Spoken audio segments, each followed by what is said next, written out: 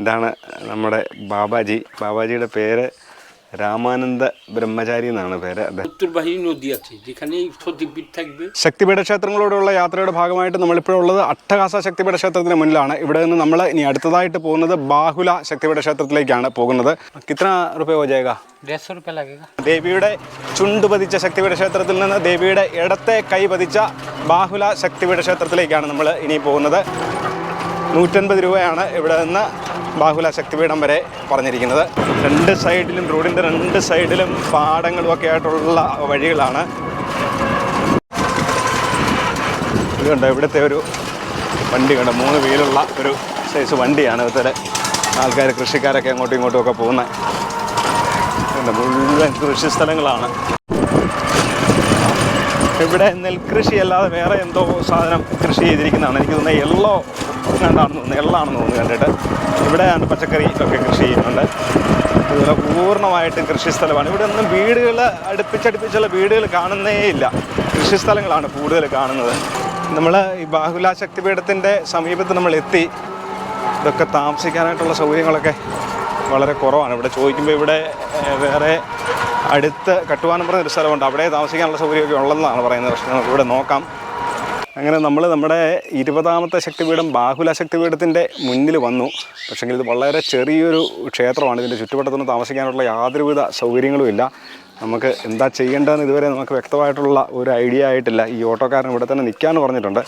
നമുക്ക് എന്തായാലും ഒരു ദിവസം ഇവിടെ താമസിക്കാനുള്ള വല്ല സൗകര്യം കിട്ടുമെന്ന് നോക്കാം.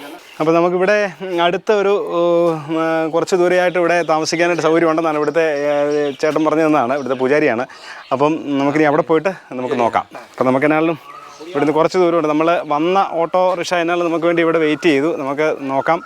നമ്മളിവിടെ വന്നിരിക്കുന്നത് ഇതുപോലെ ഒരു ഗ്രാമപ്രദേശത്താണ്. ഇത് കണ്ടോ, ഒരു ചെറിയ നദിയോ തോടോ അതുപോലെ ഇതിന് കുറുകെയുള്ള ഒരു പാലമാണ്.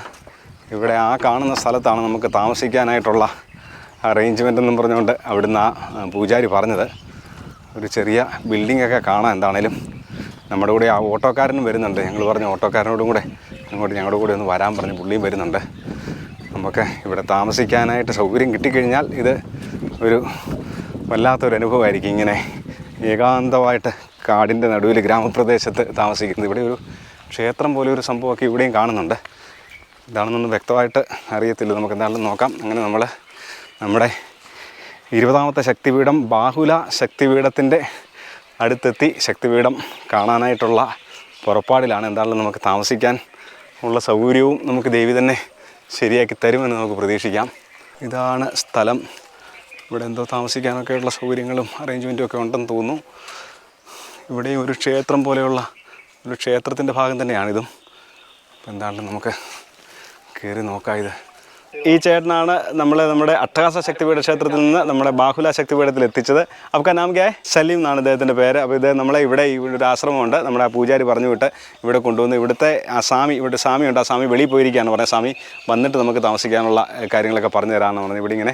ഇവിടെ ഇങ്ങനെ ഒരു ചേട്ടനുണ്ട്. അങ്ങനെ നമുക്ക് ഈ ബാഹുല ശക്തിപീഠത്തിൽ നമുക്ക് താമസിക്കാനായിട്ടുള്ള സൗകര്യമൊക്കെ കിട്ടി.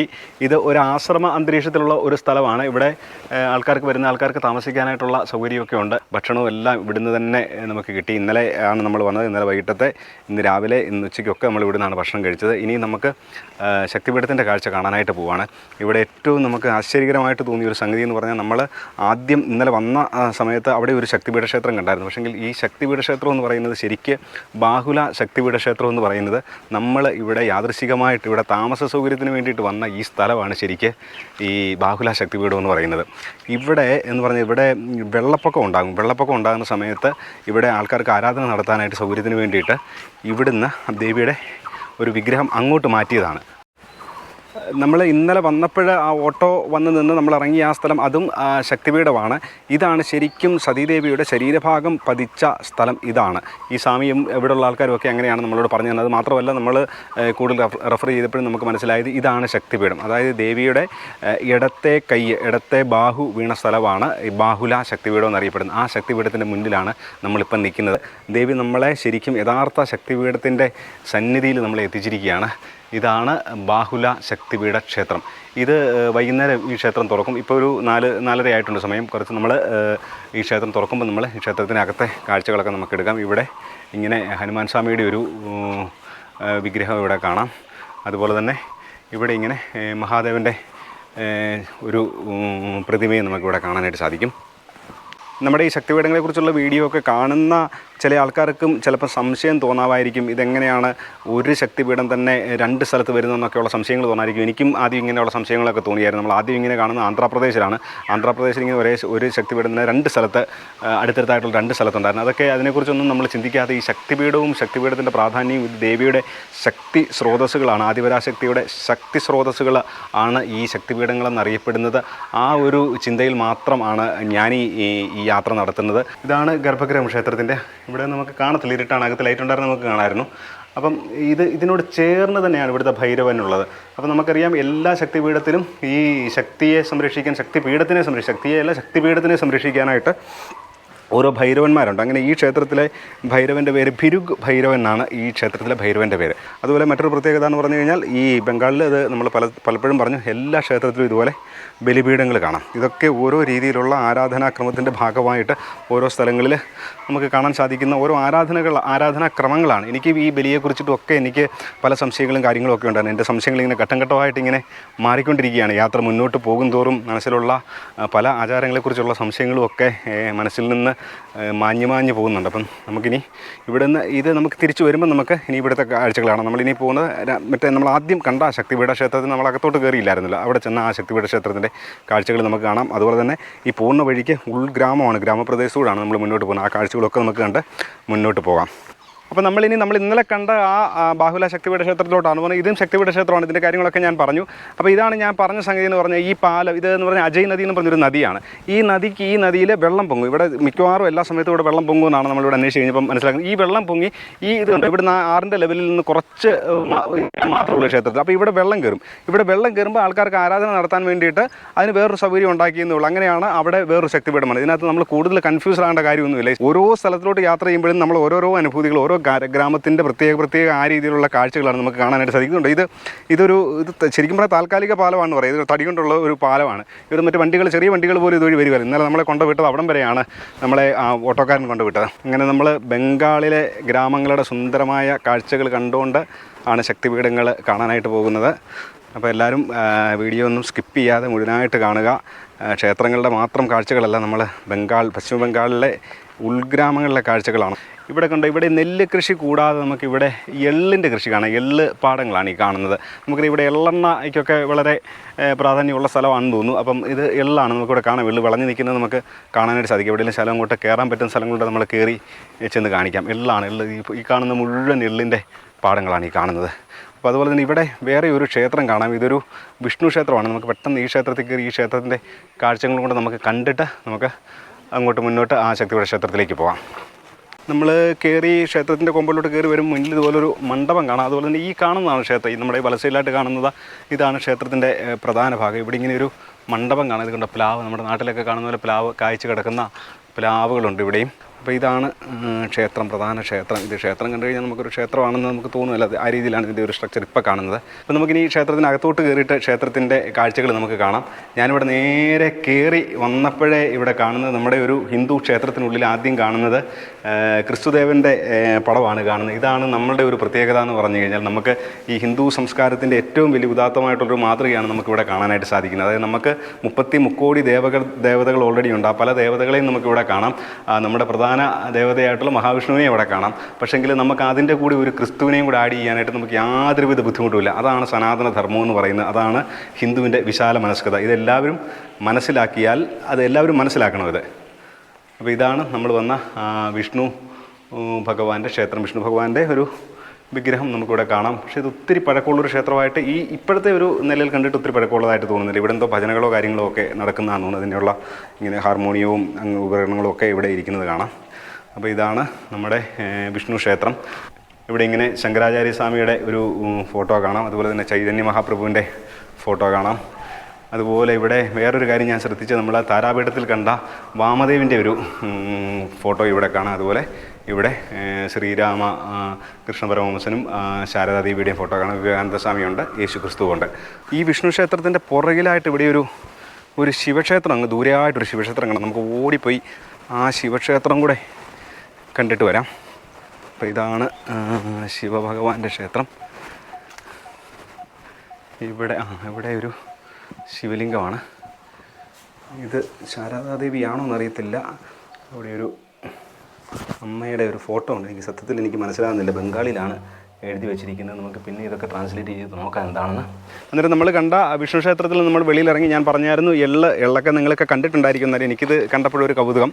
അപ്പോൾ ഇതാണ് എള്ളിൻ്റെ പാടമാണ് ഈ കാണുന്നത്. നമുക്കിവിടെ ഈ എള്ളിൻ്റെ ഇങ്ങോട്ട് കയറാനായിട്ട്, ഈ പാടത്തിലോട്ട് കയറാനായിട്ടുള്ളൊരു വഴി ഇവിടെ ഉണ്ട്. അതുവഴി നമുക്കൊന്ന് കയറി നമുക്ക് വിളഞ്ഞ് നിൽക്കുന്ന എള്ളെന്ന് കാണാം. ഇതൊക്കെ എല്ലാവരും കണ്ടിട്ടുള്ളതായിരിക്കും. അപ്പോൾ എന്താണെങ്കിലും നമുക്കിവിടെ ഇത് കണ്ടപ്പോൾ എനിക്കൊരു കൗതുകം, ഇതൊന്ന് കാണണമെന്ന്. അപ്പോൾ ഇത് കണ്ടോ, എള്ളിൻ പാടമാണ്. ഞാൻ ഈ എള്ള് കണ്ടിട്ടുണ്ട്. എള്ള് ഇങ്ങനെ കൃഷി ചെയ്ത് നിൽക്കുന്നത് കണ്ടിട്ടില്ല. അല്ലാതെ ഇങ്ങനെ വീട്ടിലുമൊക്കെ ചിലപ്പോൾ ഇങ്ങനെ 1-2 എള്ളിൻ്റെ ഇങ്ങനത്തെ ചെടികളൊക്കെ കണ്ടിട്ടുണ്ടോ.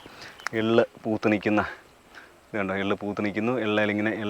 ഇങ്ങനെ എള്ളിൻ്റെ എള്ളും നമുക്കിവിടെ കാണാം. ഇത് പാകമായി വരുന്നതേ ഉള്ളെന്നാണ് തോന്നുന്നത്. കണ്ടോ, ഇതാണ് എള്ളിൻ്റെ പാടങ്ങൾ.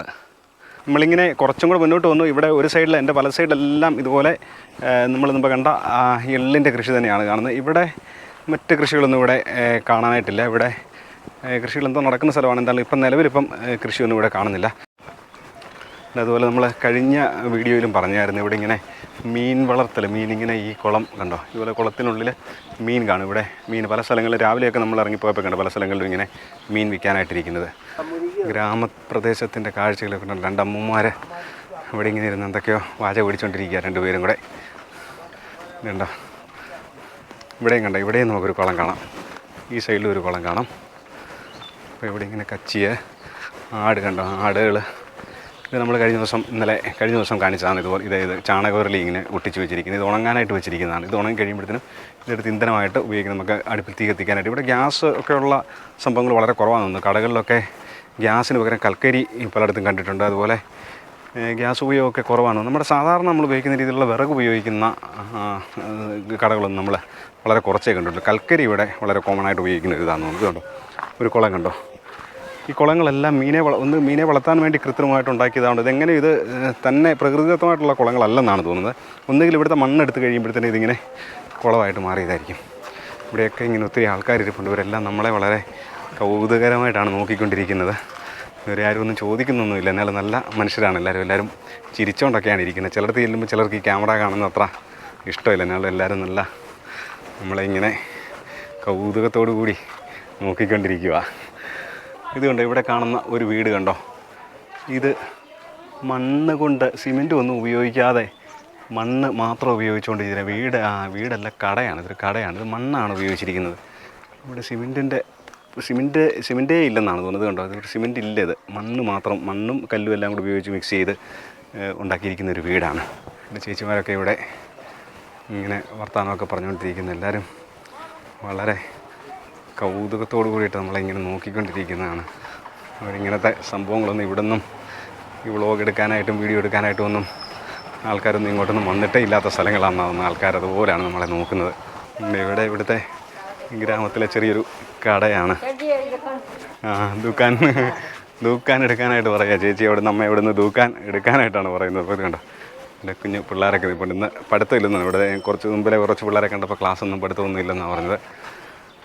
ഇത് കണ്ടോ, ഇവിടെയും മണ്ണ് കൊണ്ടുള്ള വീടുകളാണ്. ഇത് കണ്ടോ, ഇവിടെ ഇങ്ങനെ ചാണകവരലി ഇങ്ങനെ ഭിത്തിയിൽ ഒട്ടിച്ച് വെച്ചിരിക്കുന്നു. ഉണങ്ങാനായിട്ട് ഇങ്ങനെ ഒട്ടിച്ച് വെച്ചിരിക്കുന്നു. ഉണങ്ങി കഴിയുമ്പോഴത്തേനും ഇത് തീ കത്തിക്കാനായിട്ട് എടുക്കും. കണ്ടോ, 3 അമ്മമാരിയ്ക്കുന്നുണ്ട് ഇങ്ങനെ വഴിയിൽ. അവിടെ കുറേ അച്ഛന്മാരിയ്ക്കുന്നുണ്ട്. അവരിങ്ങനെ നമ്മളോടിങ്ങനെ ഓരോ കാര്യങ്ങൾ സംസാരിക്കുന്നുണ്ട്.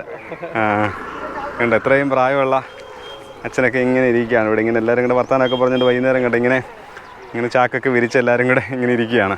ഇവിടെ അടുത്ത് തന്നെയാണ് ക്ഷേത്രം. നമ്മൾ ഇന്നലെ ഇവിടെ വന്നതാണ്. ഇന്നലെ നമ്മൾ ശക്തിപീഠം, നമ്മൾ ഈ ബാഹുല ശക്തിപീഠം എന്ന് അവിടുന്ന് ഓട്ടോക്കാരനോട് പറഞ്ഞു കഴിഞ്ഞപ്പം നമ്മളെ ഇവിടെയാണ് കൊണ്ടുവിട്ടത്.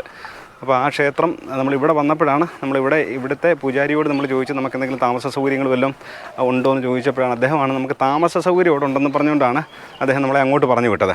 അപ്പോൾ അവിടെ ഈ ശക്തിപീഠ ക്ഷേത്രത്തിൻ്റെ കാര്യമൊന്നും എന്നാൽ ഇവിടുത്തെ പൂജാരി നമ്മളോട് പറഞ്ഞില്ലായിരുന്നു. നമുക്ക് എന്തായാലും ഇവിടെ നമുക്ക് കയറി നമുക്ക് ഇവിടുത്തെ ദർശനം നടത്താം. ഇവിടെ നമ്മളെ സ്വീകരിക്കാനായിട്ട് നിൽക്കുന്ന ഇതുപോലെ ഒത്തിരി ആൾക്കാർ ഇവിടെ നിൽപ്പുണ്ട്. അപ്പോൾ ഇവിടെ നമുക്ക് ഇവിടെയും ക്ഷേത്രം ഇവിടെ ക്ഷേത്രം അടച്ചിട്ടിരിക്കുകയാണ്. പൂട്ടിയിട്ടൊന്നുമില്ല. നമുക്ക് തുറന്ന് അകത്ത് കയറാൻ പറ്റുമെന്നാണ് തോന്നുന്നത്. നോക്കാം. നമ്മളങ്ങനെ ഗേറ്റ് തുറന്ന് അമ്പലത്തിൽ കയറിയിരിക്കുകയാണ്. നമ്മൾ എന്നാളും വീഡിയോ എടുക്കരുതെന്ന് പറയാൻ ആരെങ്കിലും വരുന്നതിന് മുന്നേ നമ്മൾ എന്താളും എടുത്തു കഴിഞ്ഞ് വീഡിയോ ഗേറ്റ് തുറന്നകത്ത് കയറി. ഇതാണ് നമ്മുടെ ബാഹുല ശക്തിപീഠത്തിൻ്റെ രണ്ടാമത്തെ ക്ഷേത്രം. ബാഹുല ശക്തിപീഠത്തിൻ്റെ പ്രധാന ശക്തിപീഠമാണ് നമ്മളവിടെ കണ്ടത്. ആ ശക്തിപീഠത്തിനെ പ്രതിനിധീകരിക്കുന്ന ഒരു ക്ഷേത്രമാണിത്. ഇതുകൊണ്ട് നമ്മൾ പശ്ചിമ ബംഗാളിൽ വന്ന ഒരുമാതിരിപ്പെട്ട ശക്തിപീഠ ക്ഷേത്രങ്ങളെല്ലാം ഇതുപോലെ വളരെ ചെറിയ ക്ഷേത്രങ്ങളാണ്. ഇവിടെയും ഇങ്ങനെ ഈ ക്ഷേത്രത്തിന് മുന്നേയായിട്ട് നാട്യമണ്ഡപം എന്ന് പറയുന്ന ഒരു ബിൽഡിങ്ങാണ് ഈ കാണുന്നത്. ഇവിടെ ഇങ്ങനെ കുറേ അമ്മമാരിങ്ങനെ ഇരിപ്പുണ്ട്. കൂവളമാണിത്. കൂവളത്തിൻ്റെ മരമാണ്. കൂവളത്തിൻ്റെ കായുമൊക്കെ കാണാം. കൂവളമാണ്. കൂവളത്തിൻ്റെ ഇതിൻ്റെ ചൂടായിട്ട് കുറേ ശംഖുകൾ ഇങ്ങനെ കിടപ്പുണ്ട്. ഇതിൻ്റെ എന്താണ് ഇതിൻ്റെ ഒരു സംഭവം എനിക്ക് മനസ്സിലാകുന്നത്. കുറേ അധികം ശംഖുകൾ ഇവിടെ കിടക്കുന്നുണ്ട്. ഈ ബിൽഡിങ്ങുകളൊക്കെ കണ്ടോ, ഇവിടുത്തെ മണ്ണ് കൊണ്ടുള്ള ഇത് 2 നിലയാണ്. 2 നില ഇങ്ങനെ 2 നിലയിലുള്ള വീടുകൾ, ഇങ്ങനെ ഈ മണ്ണ് കൊണ്ടുണ്ടാക്കിയ വീടുകൾ. മുകൾ ഭാഗം മണ്ണാണ്, താഴ്ഭാഗം ഇഷ്ടികയാണ്. ഇത് കണ്ടോ, ഇതൊരു കൂടാരം പോലൊരു സംഗതി, നല്ല വലുപ്പത്തിലുള്ള സംഗതിയാണ്. ഇവിടെ സാധാരണ എല്ലാ ക്ഷേത്രങ്ങളും ഭൈരവൻ്റെ ഒരു ഇത് കാണുന്നതാണ്. ഇത് ഭൈരവൻ്റെ സങ്കല്പത്തിലാണോ എന്നറിയത്തില്ല. ഇതെന്താണെന്ന് ഇതൊന്ന് ട്രാൻസ്ലേറ്റ് ചെയ്ത് നോക്കട്ടെ എന്താണെന്ന്. പഞ്ചമുണ്ടി ഇരിപ്പിടം എന്നാണ് കാണിച്ചത്. പക്ഷെങ്കിൽ ഇത് ഞാൻ ഇന്നലെ എല്ലാവരോടും ഞാൻ പറഞ്ഞായിരുന്നു. കഴിഞ്ഞ ദിവസത്തെ വീഡിയോയിൽ ഞാൻ പറഞ്ഞായിരുന്നു അടുത്ത വീഡിയോ ചെയ്യുമ്പോൾ പഞ്ചമുണ്ടി ആസനത്തിനെ കുറിച്ചിട്ട് ഞാൻ വിശദമായിട്ട് പറയാമെന്ന്. പക്ഷേ എനിക്ക് അതിനുള്ള സമയം കിട്ടിയിട്ടില്ല പഠിക്കാനായിട്ടുള്ളത്. ഇനി അടുത്ത ഒരു ക്ഷേത്രത്തിൽ ഞാൻ നോക്കട്ടെ. മാക്സിമം അത് പറയുമ്പോൾ നിങ്ങളോട് പറയുമ്പോൾ അതിനെക്കുറിച്ച് കുറച്ചെങ്കിലും ഡീറ്റെയിൽ ആയിട്ട് മനസ്സിലാക്കിയിട്ട് വേണമല്ലോ പറയാനായിട്ട്. എന്താണെങ്കിലും പഞ്ചമുണ്ടി ഈ ആസനത്തിനെ കുറിച്ചിട്ട് നമുക്ക് മനസ്സിലാക്കേണ്ടിയിരിക്കുന്നു. എനിക്കും അതിനെക്കുറിച്ചൊരു ഇൻട്രസ്റ്റ് തോന്നിയിട്ടുണ്ട് ഇങ്ങനെ പല ക്ഷേത്രങ്ങളിലും കാണുന്നതുകൊണ്ട്. ഇവിടെ ഇരുന്ന അമ്മമാർ നമ്മൾ ഇവരോട് ചോദിച്ചായിരുന്നു ഇവിടുത്തെ പൂജാരി എന്ത് ചെയ്യുന്നു ചോദിച്ചായിരുന്നു. അപ്പോൾ എന്നാൽ ആരാണ്ട് പോയി നമ്മളവിടെ വീഡിയോ എടുക്കാൻ പോയപ്പോഴത്തേനും പൂജാരി എന്നാളും വിളിച്ചുകൊണ്ട് വന്നായിരുന്നു. അപ്പോൾ ഇവിടെ ഗണപതി ഭഗവാന്റെ ഒരു വിഗ്രഹം നമുക്ക് ഇതിനോട് ചേർന്ന് തന്നെ കാണാം. ഈ അഷ്ടഭുജ ഗണപതിയാണ്. അഷ്ടഭുജ ഗണപതിയുടെ ഒരു വിഗ്രഹം നമുക്ക് ഇതിനോട് ചേർന്ന് തന്നെ കാണാം. ഇതാണ് നമ്മുടെ ബാഹുലാദേവിയുടെ ദർശനം നമ്മൾ നടത്തിക്കൊണ്ട് ഇരിക്കുകയാണ്. അപ്പോൾ എന്താണെങ്കിലും നമുക്ക് വളരെ ആശ്വാസമുള്ളൊരു കാര്യം എന്ന് പറഞ്ഞാൽ ഇവിടെ ഒന്നും വീഡിയോ എടുക്കുന്നതിന് ഇവരാരും ഒരു തടസ്സവും പറയുന്നില്ല. ക്ഷേത്രത്തിൻ്റെ ആൾക്കാരൊന്നും ഒരു തടസ്സവും പറയുന്നില്ല. പിന്നെ അമ്മച്ചിമാർ പറഞ്ഞു എടുക്കരുതെന്നൊക്കെ പറഞ്ഞു. ഇവിടെ ഇരുന്നൊരു അമ്മ പറഞ്ഞു എടുക്കരുത്, വീഡിയോ എടുക്കരുതെന്നൊക്കെ പറഞ്ഞു. അപ്പോൾ നമ്മൾ ഈ ക്ഷേത്രത്തിൻ്റെ ദർശനമൊക്കെ കഴിഞ്ഞു. ആരും സ്കിപ്പ് ചെയ്ത് പോകരുത്. ഞാൻ ഒരിക്കലും ഒരു വീഡിയോയിലും ഞാനിങ്ങനെ സ്കിപ്പ് ചെയ്ത് പോകരുതെന്ന് പറയാറില്ല. ഇനി ഇവിടെ നമ്മൾ കാണാൻ പോകുന്നത് ഇവിടെ ചെറിയൊരു കവലയുണ്ട്. അപ്പോൾ നമ്മൾ ആ ഗ്രാമത്തിലോട്ട് പോവുകയാണ്. ഇവിടെ ഈ സ്ഥലത്തിൻ്റെ പേര് കേതുഗ്രാം എന്ന് പറയുന്ന ഒരു സ്ഥലത്താണ് ഈ ബാഹുല ക്ഷേത്രം ഉള്ളത്. ബാഹുല ക്ഷേത്രവും മുമ്പ് നമ്മൾ കണ്ട ശക്തിപീഠവും ഒക്കെ ഇവിടാണുള്ളത്. നമുക്ക് ഇനി ഇതുവഴി നടന്നു പോയിട്ട് ഇവിടെ ശകലം തിരക്കുള്ളൊരു സ്ഥലം, ഇവിടെ നമ്മൾ കണ്ടതിൽ ഏറ്റവും തിരക്കുള്ളൊരു സ്ഥലമുണ്ട്. ഒരു മെയിൻ റോഡും ഒക്കെ ഉണ്ട്. ആ റോഡിലോട്ട് പോകുന്ന വഴിക്കൊക്കെ നല്ല രസമായിരുന്നു. നമ്മൾ രാവിലെ ചുമ്മാ നടക്കാൻ ഇറങ്ങിയപ്പം കണ്ട കാഴ്ചയാണ്. ആ കാഴ്ചയും കൂടെ നമ്മളൊന്ന് കാണിക്കാം. അപ്പോൾ ഇതുകൊണ്ട് കുളം, ഇതിവിടെ നമ്മൾ എല്ലാ സ്ഥലത്തിലും കാണുന്നതാണ് ഇതുപോലെ കുളങ്ങൾ. ഇതുണ്ട്. പിള്ളേരൊക്കെ ഇങ്ങനെ ഇവിടെ സൈക്കിളൊക്കെ കയറി നടക്കുന്നു. ഇവിടെ ഇപ്പോൾ ക്ലാസ് ഇല്ല, നമ്മുടെ ഇവിടെ പറഞ്ഞ വെക്കേഷൻ ടൈം ആണെന്ന് തോന്നുന്നു. പിള്ളേരൊക്കെ അവിടെ ഇവിടെയൊക്കെ കളിച്ച് നടക്കുന്നത് കാണാം. ഇവിടെ ഇങ്ങനെ വഴിയിലൊക്കെ അമ്മമാരിരിക്കുന്നത്, അവരുടെയൊക്കെ വീഡിയോ എടുത്തോളാനാണ് പറയുന്നത്. ഇവരെല്ലാം എന്താ അമ്മമാർക്കൊന്നും വീഡിയോ എടുക്കുന്നതിന് കുഴപ്പമില്ല. ഞാൻ നേരത്തെ കുറച്ച് കുഞ്ഞു പിള്ളേരോട് വീഡിയോ എടുത്തോട്ടെന്ന് ചോദിച്ചപ്പം എടുക്കണ്ടെന്ന് പറഞ്ഞു. അപ്പോൾ ഇതാണല്ലേ ഇവിടുത്തെ ഓരോ എന്തൊക്കെയോ ഭക്ഷണ സാധനങ്ങളൊക്കെ വൈകിട്ടത്തിനൊക്കെ ഉള്ള ഉണ്ടാക്കിക്കൊണ്ടിരിക്കുക, കച്ചവടത്തിനുള്ള സാധനങ്ങളൊക്കെ. അപ്പോൾ ഇങ്ങനെ ബംഗാളിലെ കാഴ്ചകളാണ്. പശ്ചിമ ബംഗാളിൻ്റെ ഗ്രാമപ്രദേശമാണ്. കൽക്കട്ടയ്ക്ക് ഇവിടുന്ന് ഏകദേശം ഒരു 100-200 കിലോമീറ്ററോളം ദൂരമുണ്ട് കൽക്കട്ടയ്ക്ക്. ഇവിടെ ഇങ്ങനെ നമ്മൾ കുറച്ച് മുന്നോട്ട് വരുമ്പോഴത്തേനും ഇതുപോലെ ഒരു മസ്ജിദാണ് കാണുന്നത് ഇവിടെ. അപ്പോൾ ഇതുവഴി കുറച്ചും കൂടെ മുന്നോട്ട് നടക്കുമ്പോഴത്തേനും നമ്മളൊരു ജംഗ്ഷനിലോട്ടാണ് ചെല്ലുന്നത്. അപ്പോൾ എനിക്കിവിടെ രാവിലെ കണ്ടപ്പോഴത്തേനും നമ്മളിതുവരെ തമിഴ്നാട്ടിലും അങ്ങനെയുള്ള സ്ഥലങ്ങളിലൊക്കെ ഇതുപോലെ ചെറിയ ചെറിയ സ്ഥലങ്ങളൊക്കെ ഉണ്ട്. പക്ഷേ അതിനെ കഴിഞ്ഞൊക്കെ എന്തൊക്കെയോ ഒരു പ്രത്യേകതകൾ എനിക്ക് തോന്നി. ഇത് കണ്ടോ, വലിയൊരു കുളമാണ് ഇതിവിടെ കാണുന്നത്. ദൂരെയായിട്ട് കാണുന്നത് ഇവിടുത്തെ ഒരു മെയിൻ റോഡാണ് കാണുന്നത്. അപ്പോൾ നമ്മൾ നേരത്തെ പറഞ്ഞല്ലോ ഈ സ്ഥലത്തിൻ്റെ പേര് കേതുഗ്രാം എന്നാണ് ഈ സ്ഥലത്തിൻ്റെ പേര്. ഇവിടെ ചന്ദ്രകേതു എന്ന് പറയുന്ന ഒരു രാജാവായിരുന്നു ഇവിടെ പണ്ട് ഭരിച്ചുകൊണ്ടിരുന്നത്. അങ്ങനെയാണ് ഈ കേതുഗ്രാം എന്നതിന് പേര് വന്നത്. കേതുഗ്രാം നമ്മൾ രാവിലെ വന്ന അത്രയും ഒരു ആക്റ്റീവല്ല ഈ സ്ഥലങ്ങൾ. ഇവിടെ നമ്മൾ രാവിലെ ഇവിടുന്ന് പഴമൊക്കെ മേടിച്ചുകൊണ്ട് പോയതാണ്. അപ്പോൾ രാവിലെ ഇത് ശകലം കൂടെ ആക്റ്റീവായിരുന്നു. നമ്മൾ രാവിലെ ഒരു 7-7:30 ആയപ്പോഴാണ് വന്നത്. ഇത് ശകലം കൂടെ ഒരു തിരക്കൊക്കെ ഇവിടെ ഉണ്ടായിരുന്നു. എനിക്കൊന്ന് എല്ലാവരുമൊക്കെ പണിക്ക് പോയേക്കാണോ എന്താണെന്നറിയത്തില്ല. എന്നാൽ രാവിലെ കുറച്ചും കൂടെ ഒരു തിരക്കുള്ളൊരു ഇതായിരുന്നു ഇവിടെ. ഇത് നമ്മുടെ സാധാരണ വിറകാണ്, കൽക്കരിയല്ല. സാധാരണ വിറക് കൊണ്ട് ഉള്ള അടുപ്പാണ്. കണ്ടോ താഴോട്ട്. ഇത് കൽക്കരി സാധാരണ ഇങ്ങനെ കണ്ടിട്ടുള്ള സംഗതികളൊക്കെ കൽക്കരി വെച്ച് കത്തിക്കുന്നത്. ഇവിടെ എന്തോ സംഗതി ഉണ്ടാക്കാനായിട്ട് ഇങ്ങനെ വെള്ളമൊക്കെ തിളപ്പിച്ചുകൊണ്ടിരിക്കുകയാണ്. ചെറിയ കടകളാണ്. തട്ടുകടകളാണ്, നൂഡിൽസും ഒക്കെ ഉണ്ടാക്കുന്ന ചെറിയ തട്ടുകടകളാണ്. മുന്നിലായിട്ട് കാണുന്നത് ഒരു മെയിൻ റോഡാണ് കാണുന്നത്. ഇതാണ് പശ്ചിമ ബംഗാളിലെ കേതുഗ്രാം എന്ന് പറയുന്ന സ്ഥലമാണ്. കേതുഗ്രാം എന്ന് പറയുന്ന സ്ഥലം ഇതാണ്.